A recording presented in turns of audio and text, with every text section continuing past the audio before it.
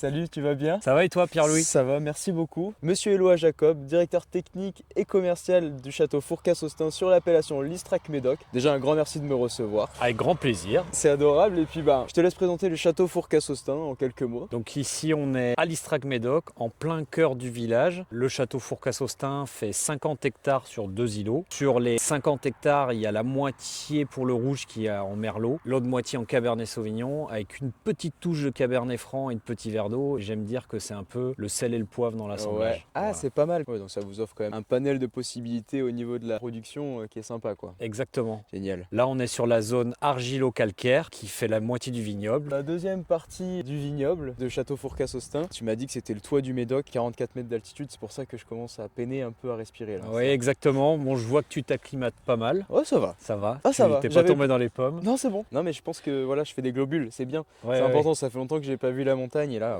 quel bonheur. Là, la particularité par rapport à l'autre partie, c'est qu'on est sur une terrasse quaternaire, la plus vieille terrasse du Médoc, qui sont les alluvions de Grave des Pyrénées. Donc deux terroirs bien différents. C'est une propriété qui existe depuis le XVIIIe siècle et qui a eu un renouveau en 2006 avec l'arrivée de Renaud et Laurent Moméja qui ont remis en valeur le terroir, réadapté les cépages aux différents sols et qui d'ailleurs ont planté des cépages de blanc et on est rentré dans l'appellation Médoc blanc pour le millésime 2025. Le vignoble est converti en bio et on pratique aussi la biodynamie. On utilise beaucoup de concepts de la biodynamie, les plantes, les infusions, les tisanes pour nous aider à aller plus loin et aussi être plus proche du vignoble. Et tu me disais, je pense tout à l'heure qu'il y avait quand même une part assez importante de merlot donc sur l'appellation. Oui, il y a un tout petit peu plus de 60% de merlot pour une raison simple, c'est qu'il y a pas mal d'argilo-calcaire sur l'appellation et même si c'est du merlot, il n'y a pas de surmaturité parce qu'on est sur une des appellations les plus fraîches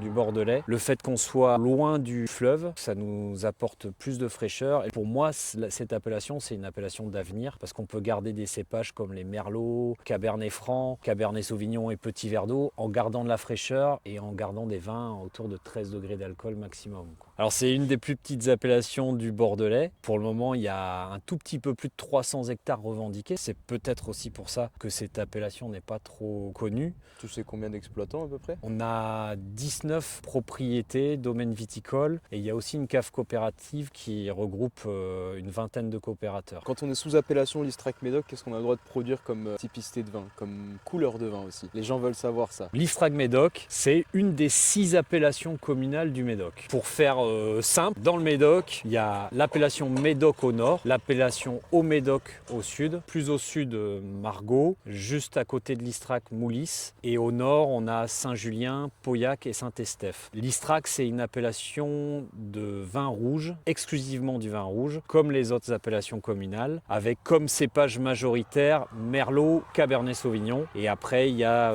des cépages comme le Cabernet Franc, Petit Verre d'eau qui viennent s'ajouter. Il n'y a pas de blanc ni de rosé dans l'appellation. Par contre, il y a une nouvelle appellation qui vient d'être créée, c'est Médoc Blanc. Ouais, c'est vrai, Médoc Blanc, on en a entendu parler, qui est passé en vigueur l'année dernière, c'est tout récent. Oui, c'est 2025. Ouais. Les zones où on plante des blancs sont vraiment des micro-terroirs. La volonté, c'est de faire des vins de terroir. Donc en blanc, Sauvignon blanc, Sauvignon gris, Sémillon sur 2 hectares, production de 8000 bouteilles. Le blanc, c'est un peu notre laboratoire. C'est avec le blanc qu'on a initié en 2012 quand ça a été planté, l'agriculture biologique. Dans cette région, on est tous d'accord qu'il ne faut pas faire du volume, mais plutôt tirer vers de la qualité pour que les gens prennent du plaisir. Ça devrait être la trame de partout. C'est un enjeu pour nous de montrer qu'on fait des grands blancs à Bordeaux sur les grands terroirs. Bon, on va découvrir ça tout à l'heure. Ça marche, avec grand plaisir. Comment vous travaillez en termes de vinification?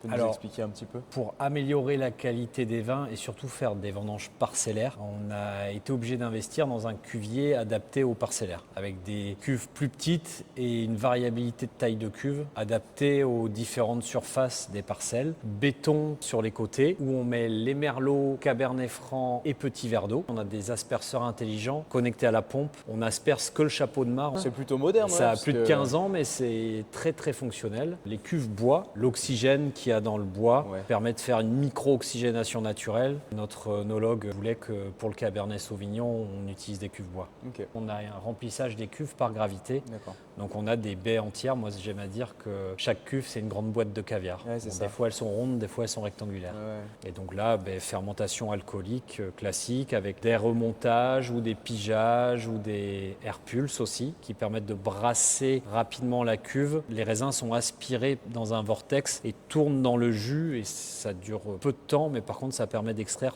tout le tour de la baie. Je connaissais pas ça. Et après 2 à 3 semaines de macération, après la fermentation alcoolique, dès qu'on estime qu'on a suffisamment de tanins et que le vin est suffisamment soyeux et rond, on le met en barrique et en amphore et on presse les raisins avec le pressoir vertical pour mettre dans d'autres barriques les vins de presse. Donc là, on a la dodine. Et ça, c'est le bâton en inox que tu plonges dedans et tu remues les lies au fond de Exactement. Quand la fermentation alcoolique se termine, ça se dégaze et les lies vont venir se déposer. Il va y avoir un petit tapis de lies au fond.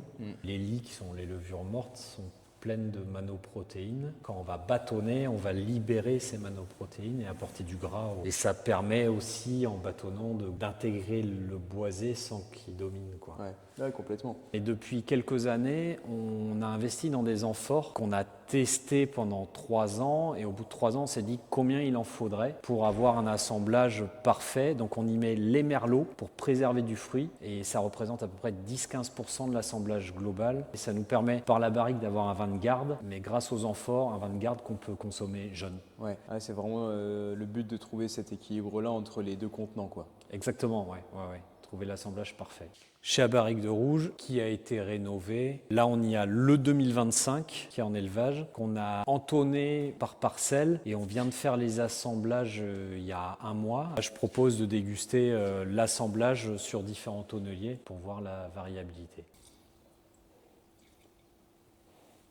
Au nez, on a le poivre. Il y a un petit côté épicé quand même, qui est assez marqué. Épicé, qui est souligné aussi un petit peu déjà par la barrique. Ouais. Les notes un peu vanillines qu'on a. Ouais, qu'on arrive à exactement. choper. Des millésimes, quand même, les petits verres. Là, comme c'est froid, ça envoie. Il y a de la griotte, quoi. Ouais. On a ce côté presque quand tu arrives sur une tarte de Ouais. cerise. Ouais. On n'a pas présenté Grégory, maître de chez au château Fourcas-Austin depuis. 2001, je suis arrivé en 2001 ici et maître de chez en 2010. T'as commencé par quoi alors? Ouvrier de chez, Ouvrier de chez. second de chez et maître de chez. Voilà. La belle évolution. Pilier Après, de la propriété. Vous dégustez tous les combien à peu près pour vous donner un ordre d'idée? 2 mois. Tous les 2 mois. Et après, Grégory, il est là tout le temps. Donc lui, tous les jours. Non, Grégory n'est pas celui qui pompe le plus dans la barrique, c'est plutôt les anges. Non, mais c'est un suivi après et on fait des dégustations formelles où il prélève. Tu vois, c'est un millésime chaud. Mais comme on a les merlots sur argilo-calcaire, en fait, ça reste frais. C'est sûr, quand tu plantes les bons cépages sur les bons sols, Ça aide pas mal. Ça aide pas mal. Oui, On voit les jambes de... Fourcas-Austin, on fait le vin blanc. 2019, on propose à la propriété en visite privative une dégustation accord mets vin. L'accord de ce caviar haute couture avec le blanc tout en finesse est plutôt pas mal parce que le blanc est assez tendu, vient couper un peu le côté gras qu'on peut avoir avec le caviar et il y a un bon mariage de l'iode du caviar avec le côté salin du blanc. Alors je sais pas si t'aimes bien le caviar. J'adore ça. Bon je te laisse. Bonne dégustation. Merci beaucoup. Et t'as plus les notes florales, t'en parlais tout à l'heure. Il y a plus de notes florales quand ça évolue. T'as une entrée de bouche plus suave, mais tu regagnes un petit peu de fraîcheur en milieu de bouche, presque en finale même. En finale, oui. Ouais. Là, j'ai un peu le salin aussi en finale. Donc Amandine, responsable no tourisme. Donc alors c'est quoi cette formule en accord mets et vin? Exactement, on a donc cette visite blanc et caviar dans un accord mets et vin exceptionnel. On a d'autres visites complémentaires aussi. On développe aussi des visites sur mesure à la demande en fonction des partenaires. Typiquement, on a développé une visite vin et charcuterie très récemment. On a une visite effet millésime où les clients ont le choix entre 3 millésimes de rouge ou 3 millésimes de blanc pour vraiment comprendre l'impact du millésime sur le vin, sur le goût du vin. On a une visite à la carte. Ils ont une carte des vins à leur arrivée et ils sélectionnent les vins qu'ils souhaitent déguster eux-mêmes. Pendant qu'ils vont visiter, une petite souris passe par là et puis ouvre les bouteilles. Je suis reçu comme un roi, quoi. Voilà. Le privilège. Merci. Ah ouais, vous avez une belle formule au touristique, alors c'est cool. Incroyable, merci encore. Hein. Alors ça, c'est vraiment l'accueil Fourcasse-Austin qu'on essaye de mettre en avant, mais ce sont des moments un peu exclusifs aussi, quoi. Ah bah là, c'est sûr. Merci beaucoup. Merci. Mais les asperges, C'est réputé comme étant l'aliment le plus difficile à accorder avec les œufs et la ça va avec tout. Ouais. Non, moi je trouve que les asperges, ça va bien avec le sauvignon, justement.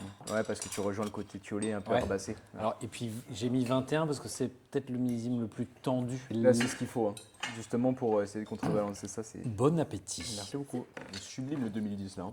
Mais il est parfait à boire maintenant en fait. Là, Oui. c'est l'apogée du vin, je pense. Je trouve qu'il est de mieux en mieux. Ouais. Bah, Il là, est bon, hein, il est c'est soyeux. parfait. Mmh. Parce que le tanin, il est tanin. constant de A à Z, Mm. mais c'est très souple. C'est vraiment le style de Fourcasse-Austin. C'est de faire des vins plutôt dans l'élégance. C'est hyper facile à boire, quoi. Ouais. Enfin, Et ça va. C'est Ouais. complexe, hein. Mais c'est pas Attention. péjoratif, Ouais, non, c'est mais pas du tout. Mais c'est vrai parce c'est que buvable. t'as un en tanin fait. qui est pas du tout asséchant, parce que ça, c'est les caractères négatifs du tanin. Quand il est asséchant et amer, t'as pas envie.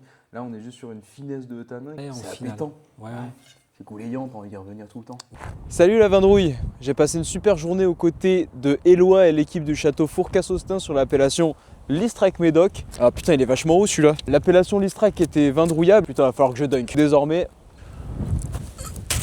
Ah, il est très mal collé. Ah, j'arrive pas. Voilà. Et galère celui-là. Vraiment galère celui-là. En même temps, il est haut, mais moi je suis tout petit. Comment je fais ?